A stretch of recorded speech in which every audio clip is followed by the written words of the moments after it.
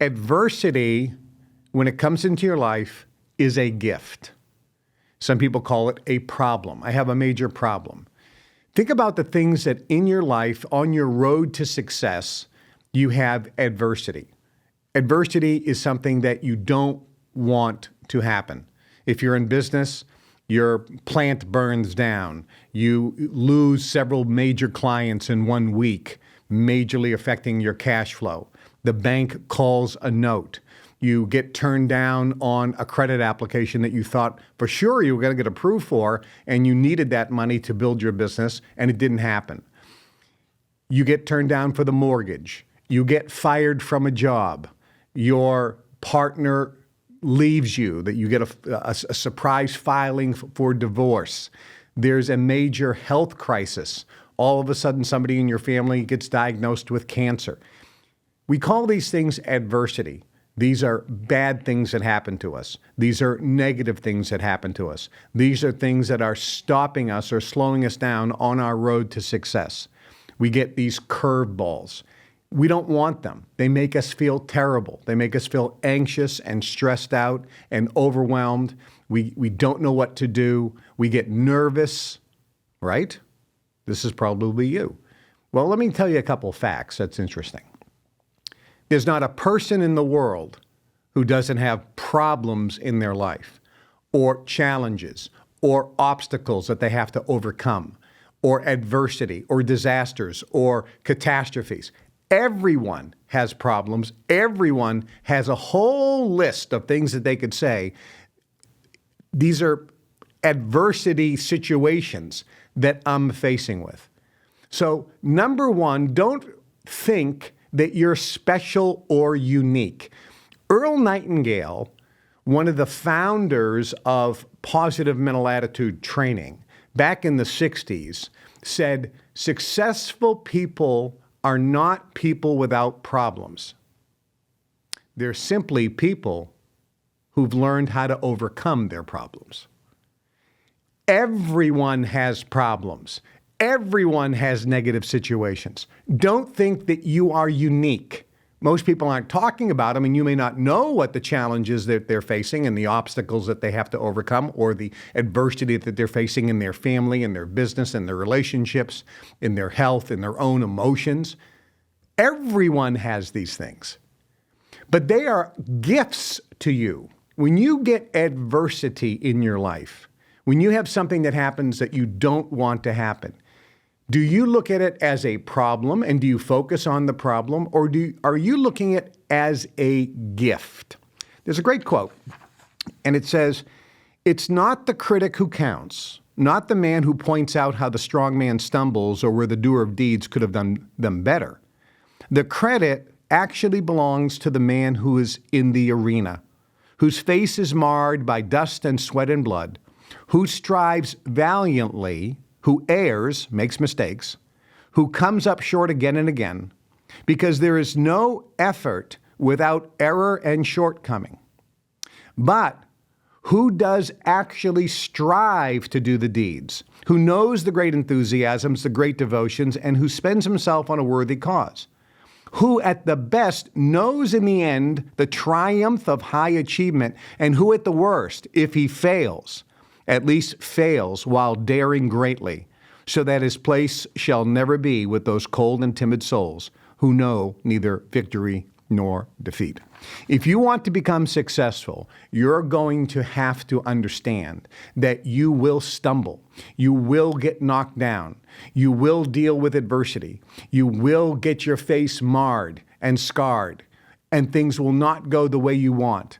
There will be pushback, there will be conflict. That's life. You are playing the game of life. And when you go play a game, it's a competition where there is pushback. In life, when you're trying to succeed or grow in any area, whether it's spiritual development or making more money or improving a relationship or improving your health, there is going to be pain.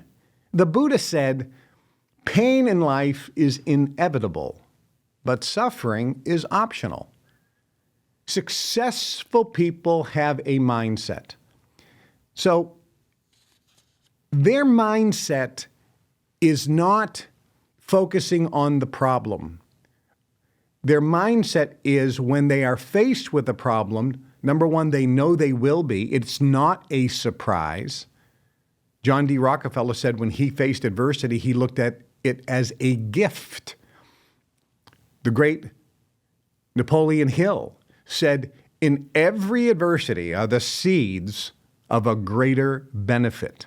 Successful people know when they're faced with adversity, they're giving an opportunity to open up the present and find the seed of a greater benefit, because there's always greatness in adversity. There's another great quote by the great Robert Schuller, also the founders of positive mental attitude training. It's called the Possibility Thinker's Creed. And it says, when faced with a mountain, I will not quit. I will keep on striving until I climb over, find a pass through, tunnel underneath, or simply stay and turn the mountain into a gold mine with God's helping hand. When faced with a mountain, do you quit? Or do you say, now it's time to fight? I'm going to climb over, I'm going to drill through, I'm going to go around, or I'll just stay and turn this mountain, this adversity, into a gold mine. That is a mindset. It's the millionaire mindset. It's the winner mindset. When faced with adversity, winners don't quit. Think about it. You've heard the phrase, Napoleon Hill. Winners never quit. And quitters never win. It's a mindset. When faced with adversity, do you get scared? Do you get anxious, stressed? Or do you actually get excited? This is number one, step number one. When faced with adversity, do your juices get flowing? Do you get fired up? Do you get motivated and inspired? Or do you cave in? Do you cower? I'm dealing with a problem. How am I going to deal with this? Oh, no. That's loser mentality. Winners get fired up. Winners like a fight. This is a choice. But there is something that keys in that makes you cower. In your past, you've had experiences and you've made postulates or decisions. You have contracted energy. They're called samskaras or engrams or energetic imprints that are in your memory. And when you face adversity, sometimes these things key in and activate, and they give you an irrational and uncontrollable emotion.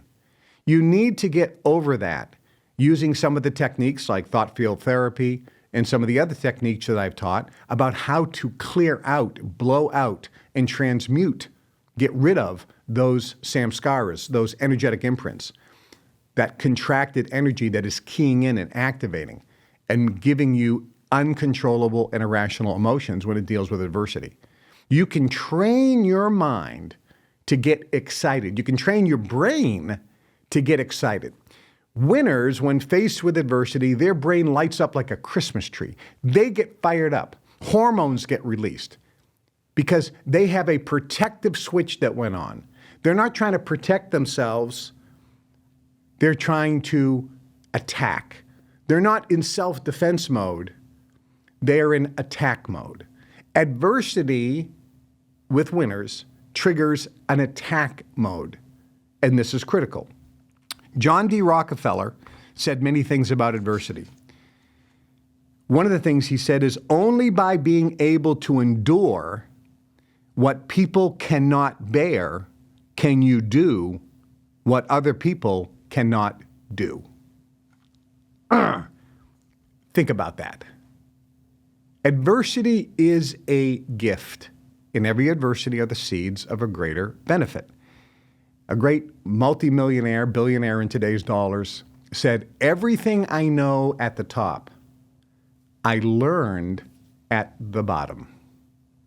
When you go through adversity, are you looking at this as a gift, as an opportunity to learn, to grow, to find something that you haven't thought of before. This happens and can happen to you. I learned this back in the late 60s because I was told that in life, every single successful person, and you can just list them all. If you go through the Forbes 400 and pick the 400 richest people in the world and say, what adversity have they faced in their life? It is overwhelming. On the History Channel, they have different things like the machines that made America, the men that made America, the food that made America. There's all these different historical stories of successful people.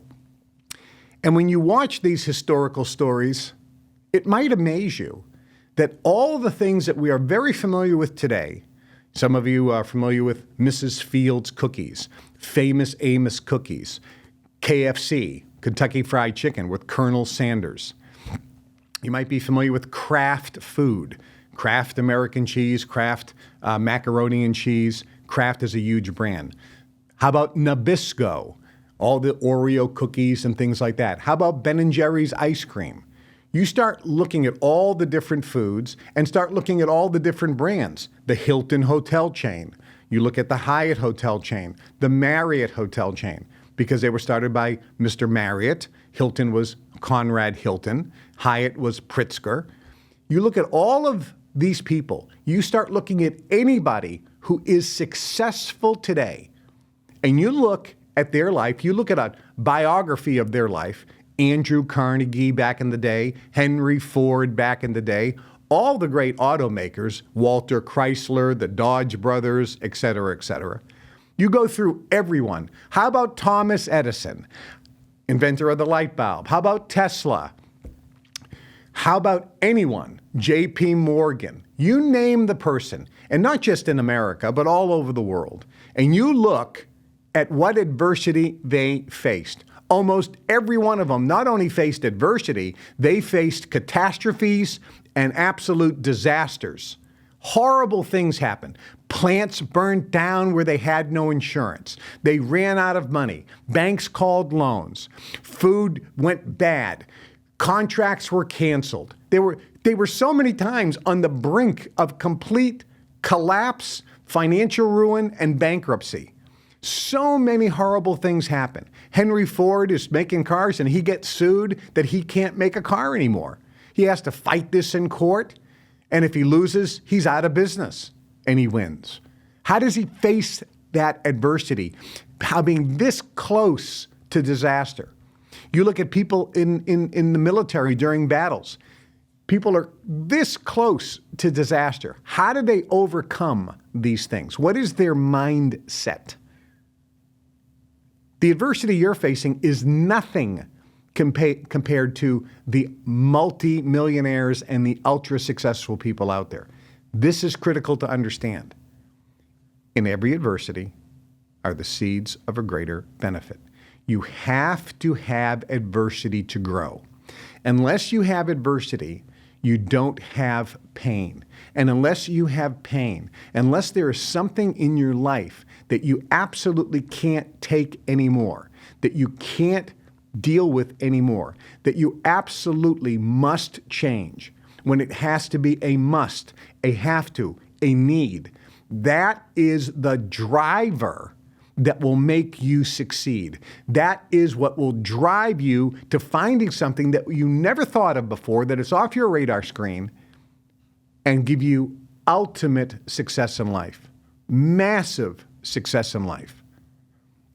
If you go through just my particular history, there are many, many, many, many, many catastrophes, disasters, horrible situations, massive adversity.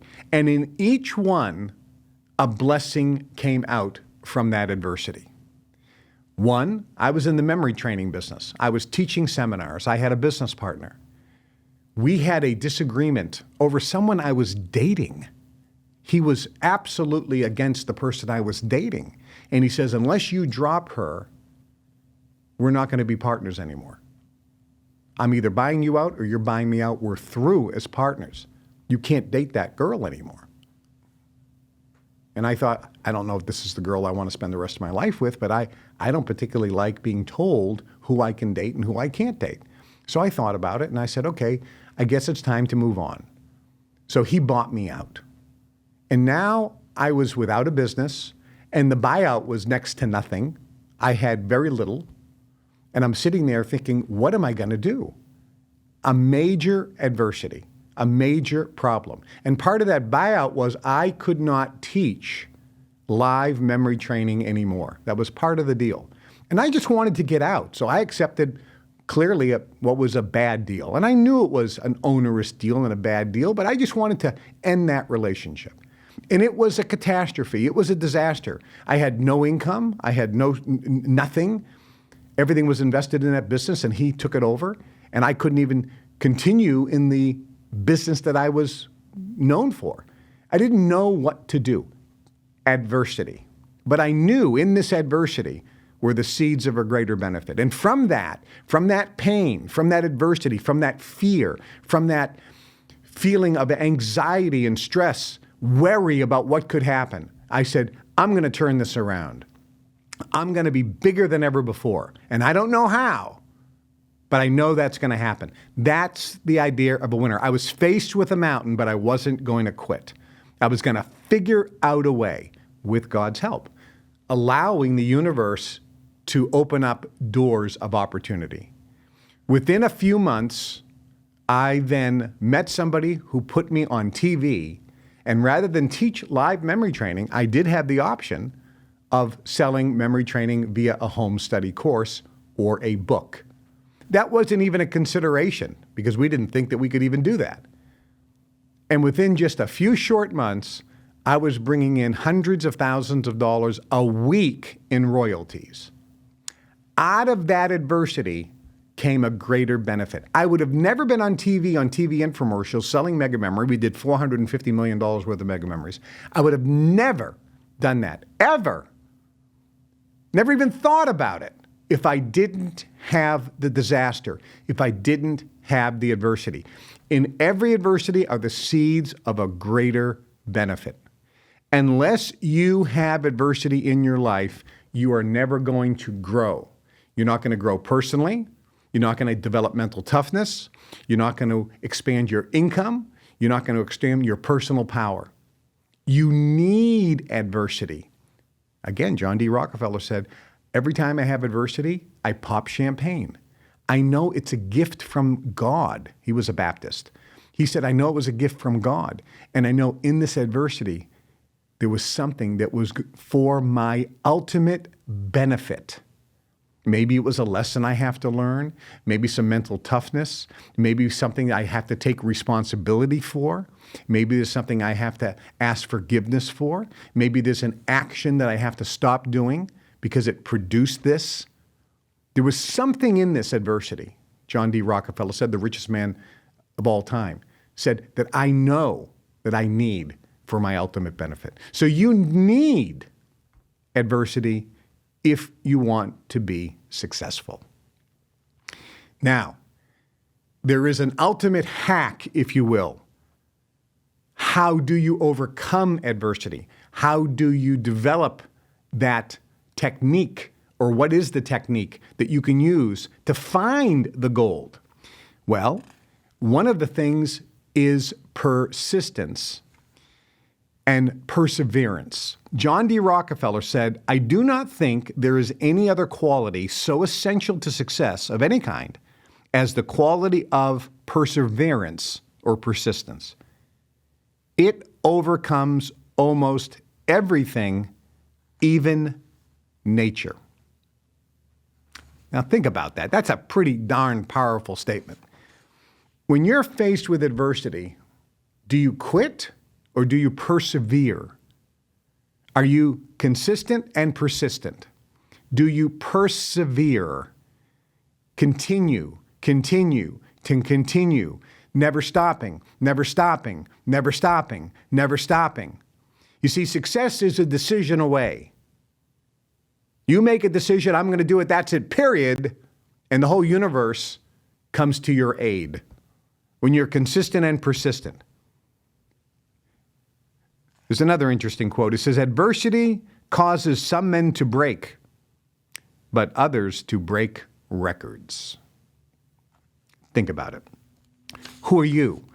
Are you going to let adversity break you, or are you going to use adversity